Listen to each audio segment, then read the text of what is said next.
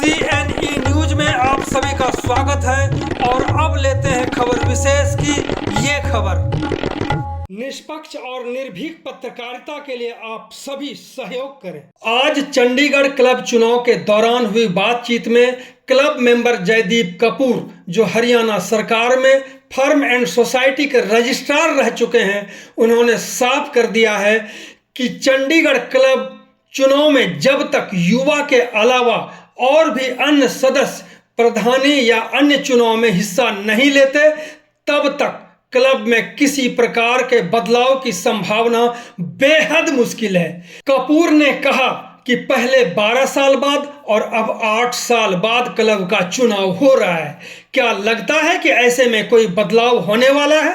एक सवाल पर उन्होंने यह भी कहा कि 2 साल बाद अगले चुनाव में वह प्रधान पद के लिए दावेदारी करेंगे या फिर इस पर सोचेंगे। तो सुनते हैं जयदीप कपूर को, उन्होंने किस तरह से क्लब के चुनाव के बारे में क्या कहा और क्या संभावना बनती है आने वाले समय में, इसको लेकर के भी उन्होंने साफ कर दिया कि क्या होने वाला है। अभी आपके सामने जयदीप कपूर साहब चंडीगढ़ क्लब के मेंबर हैं और ये वोटिंग करने के लिए आए हुए हैं और इनसे हम जानेंगे कि क्या इस बार कोई बदलाव की संभावना दिखती है। कपूर साहब, सर आपका बहुत बहुत धन्यवाद, आपने ये मुझसे ये क्वेश्चन पूछा है। मैं ये बताऊं, ये जो इलेक्शंस हो रहे हैं, ये इलेक्शन जो होते हैं ये 2 साल के लिए होते हैं और मेंबर जो ये चुनते हैं कार्य करने, ये 2 साल के लिए चुनते हैं। इनके पास कोई हक नहीं है 2 साल से ज़्यादा करने का। अगर इनको ज़्यादा रहना होता है, वो AGM कॉल करके मेंबर्स की सहमति से ये अपना कार्यकाल बढ़ा सकते हैं। मैं ये देखा है कि 12 साल पहले किसी ने काम किया, 8 साल अब किसी ने काम किया, इसका कोई सिस्टम ही नहीं है। इलेक्शन 2 साल के लिए हमने इनको, वो आज भी मैंने वोट की है, 2 साल के लिए वोट की है। अगर किसी कारणवश ये नहीं चुनाव करा सकते तो ये जनरल बॉडी मीटिंग बुलाएं, मेंबरों के बीच में जाएं और मेंबरों से पूछें कि अब हम क्या करें। क्या मेंबर चाहते हैं इनको एक्सटेंड करना, या मेंबर चाहते हैं कोई प्रेसिडेंट रूल लगे या कोई अफसर लगे, या नई कार्यकारिणी बननी चाहिए, एडॉक कमेटी बननी चाहिए। पर ये तो मन मर्जी से पहले 12 साल बैठ गए, अब ये 8 साल बैठ गए। ये प्रथा जो है ये कोई सही अच्छा कार्य करने वाले के नहीं होता।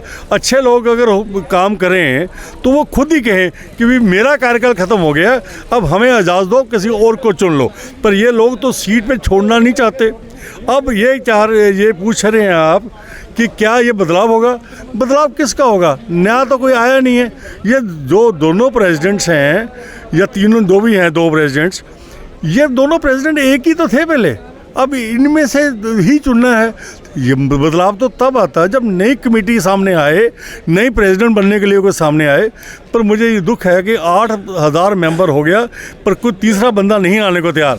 इसके बारे में मुझे कुछ समझ नहीं आया और सब ये कहते हैं कि बहुत बुरा है, ये है, वो है, पर आगे कोई खड़ा ही नहीं होना चाहता। तो बदलाव क्या है? बदलाव तो वही है, वही लोग हैं, वही आएंगे। तो आखिरकार क्यों इस तरह से यहाँ पे चल रहा है कि लोगों का मनोबल गिरा हुआ है, तभी हमें लगता है कि ये चुनाव में खड़े होना नहीं चाह रहे हो? ये भी हो सकता है सर। ये गेम मुझे जो समझ में आया है, हर कोई बंदा सोचता है कि मैं इस पंगे में ना पड़ूं, जबकि ये गलत है। मुझे आज बड़ी फीलिंग आई है कि यार 8-8 साल बाद चुनाव हो रहे हैं। हमारे हरियाणा में अगर 2 साल कोई कार्यकारिणी, कोई किसी सोसाइटी का इलेक्शन नहीं होते थे, हम एडमिनिस्ट्रेटर बैठाते थे, एडॉक कमेटी बनाती थी सरकार, हर चीज़ का ये प्रोविज़न दिया हुआ है एक्ट में। पर यहाँ तो कोई जनरल बॉडी नहीं बनाई गई और यहाँ तक कि इन्होंने ऑडिट की जो रिपोर्ट देनी होती है हर साल मेंबरों को, वो भी नहीं दी। कानून कहता है कि 1 साल में 2 जनरल बॉडी मीटिंग बुलाई जाए, इन्होंने 8 साल में 1 नहीं बुलाई। आपने जैसे कहा कि वही लोग हैं, तो बदलाव क्या होगा?